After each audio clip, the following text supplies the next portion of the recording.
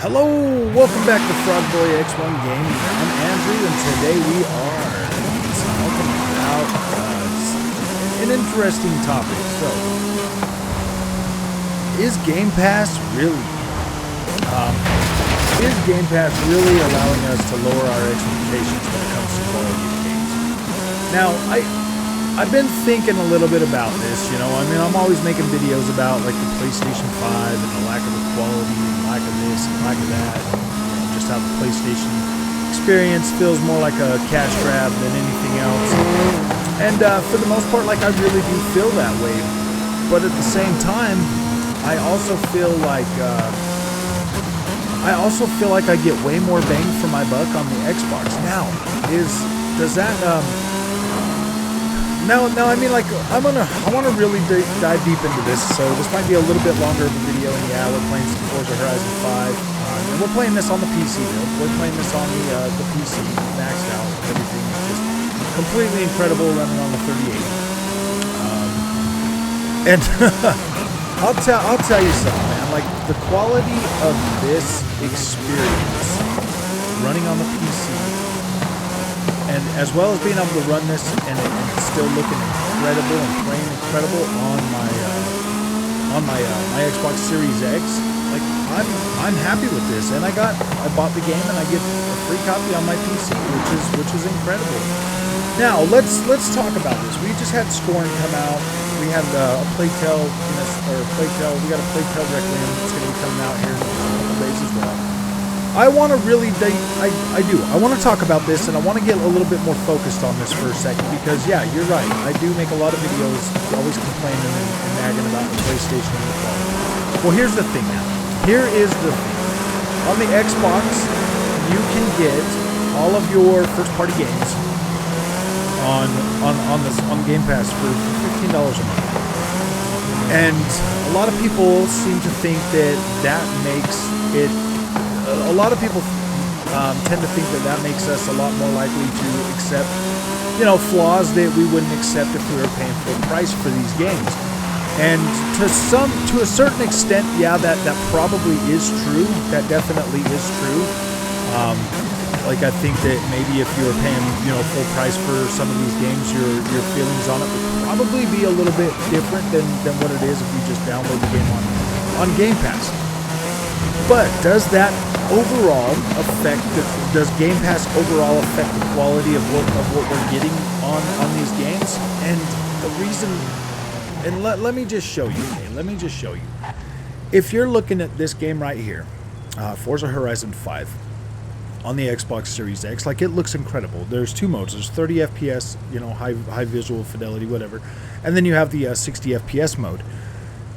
If you look at this on the PC, yes, there are a lot higher settings on the PC, and it looks incredible. So here's the thing, man. Like, this game looks incredible. It plays incredible. It feels good.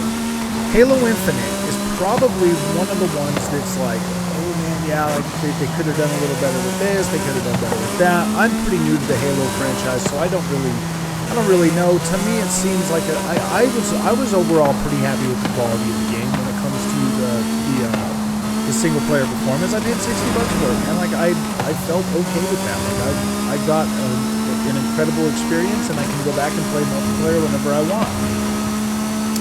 But here's the other thing, man. We've gotten games like Psychonauts 2 on Game Pass. That game is incredible, freaking incredible. Grounded. Oh my gosh, man. I'm still working on my review for Grounded. I wanted to give that a little bit more time. Play a little bit more. I mean, I'm already past the average standard PlayStation 5 exclusive in time played on that. So, I mean, yeah, theoretically, I could just drop my review and be like, yeah, this is great. But, I mean, the feeling I get when I'm playing something like Grounded, like, I feel like that game is literally incredible and 100% deserves a 10. It does. Just the sheer fact of the experience I get. I mean, it's like mixing Minecraft with a Souls game, and it's incredible. The visuals look amazing. It looks incredible on a Dolby Vision OLED screen. It looks fantastic. What else has come out? Flight Simulator. Flight Simulator is an experience that you just aren't never going to get on the PlayStation 5. And granted, there's such... See, here's the thing with Xbox, guys. There's such a big... I mean, there's such a big... you have arrived at your destination. The diversity of games that you can get on Xbox is just so big that you can play so many of them that it does. It can have the feeling of cheapening the effect of video games because you can play so many and you can be way more choosy and see what you want to do, but you can also find some of the coolest experiences that you've ever played on an Xbox, on Game Pass. Like it just is, it's a double-edged sword. Like it really is. There's no way to sugarcoat that. The Xbox Game Pass is a double-edged sword. One, it might cause you to cheapen the value of games over time. Like it might. Like that's 100% possible. Just because there's so much on there, and you know they range in quality from like a weird indies all the way up to AAA quality experiences, and that's the thing with the subscription service, man. Like if you get on Netflix or any of those things, there's stuff on there that's literally garbage, and then there's top quality experiences on there. So yes, the fact that you're going to be able to get a lot of both types of experiences, it really is a double-edged sword, man. And it's up to you to decide how you're gonna look at it that way. But the fact that you can still get those quality AAA games on that subscription service really does help pad it out and make it better. I personally don't think I could live without my Game Pass subscription because I like it, and sometimes I like to save money. Like this will be like October, man. It's saving me so much freaking money this year. It's just insane. And you guys know me. If you've been with this channel for a while, you know I spend a lot of money on games. But I mean, it does suck because I won't be buying, you know, Plague Tale Requiem and, you know, Scorn and some of these other games that are launching this month. I won't be buying them full price. I will be just playing those on my subscription service and taking advantage of that because there's just so many games at the end of this year. I have to financially. I have to, man. But, and that's great. I'm glad that option is there, and I can play them on my PC or I can play them on my console, and I can still make content for you guys.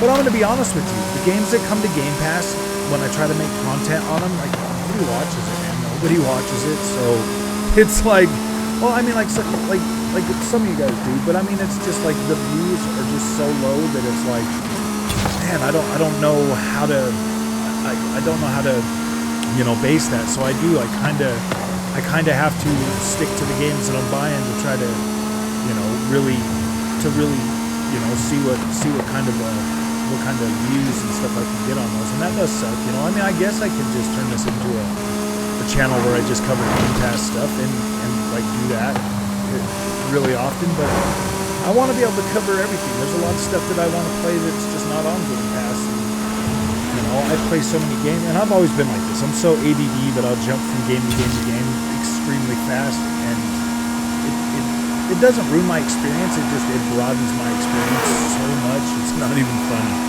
And I like gaming like that. I like gaming in a way that makes me so I can see a lot of stuff and I can do whatever I want as often as I want. I like that, and I love games like this right here, man. Like this right here was 100% worth my $100 investment into Forza Horizon. Like I love this game. I get on here and I play it, and I have so much fun with this game, just driving around and like getting in these fast cars. And this is a good one, man. Like these roads are built so well in this that you can actually jump in like this Aston Martin Valhalla, and you can literally have some fun on here because the roads are just so nicely built that it feels good to drive. It feels good.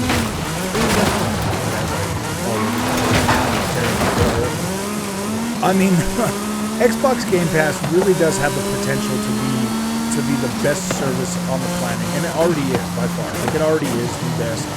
the best value in gaming that you can get. I mean, other developers are taking notice, and they're doing the same thing. Mostly on PC right now.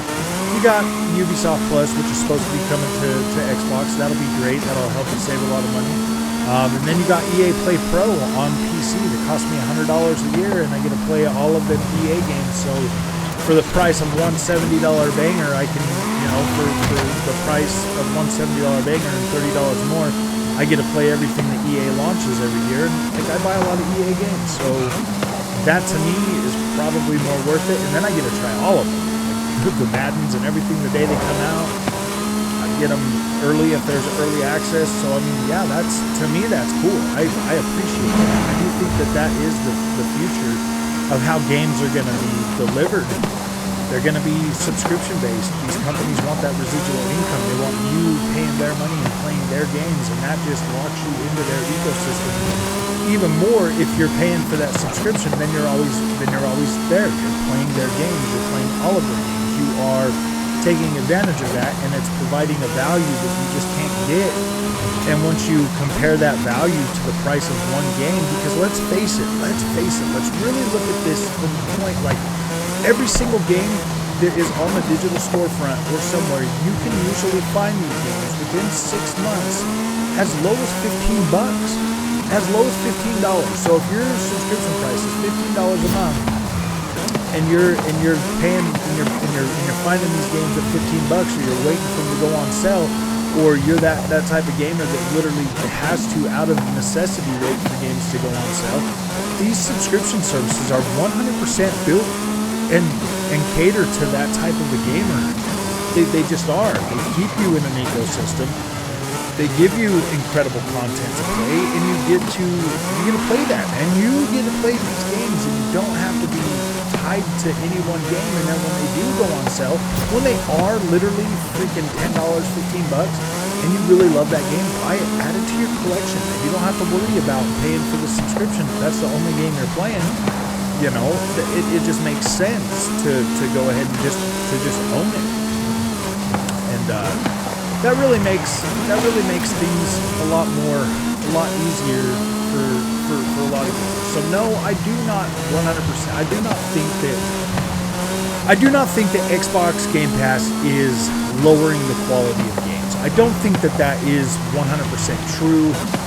Though it is, you are getting games that do tend to ship with lower quality. Like it's just, those games were going to ship that way anyways. You know what I mean? Like, nobody is actively out there building low quality games just to put them on Game Pass. They're out there building games at the budget they have, and then putting them on Game Pass because they're hoping to be able to fund their next project. They're hoping to be able to sell that product and move it forward. Because you're getting a lot of developers and stuff on there that are not really big developers. They're not pumping out AAA quality games. But it's also the same way with AAA games. Like, we got Gotham Knights right now coming out at 30 frames a second, and obviously it's looking kind of rough. And that game's a full price $70 banger. You can get you can literally, if you're going to pre-order that game, buy 4 months of Xbox Game Pass and play hundreds of games, and then when that game finally drops in price, you'll be able to pick that up on sale and be like, oh yeah, that's great. You know what I mean? So no, it's just weighing the cost of these games versus the cost of being able to actually buy these games or have the subscription rate. Like, I don't think these games are games, man. They are building them more along the lines to they're building them to make the experience whatever the experience they're going to make. And yeah, like you're getting that quality experience, whether you're going to pay for it whether you're going to buy the game full price or you're going to pay a subscription and get to play that. So if you like this content, don't forget to like and subscribe, and I will see you in the next one. Looks like my buddy's wanting to get into some racing, so we'll see you guys soon. Thanks for watching.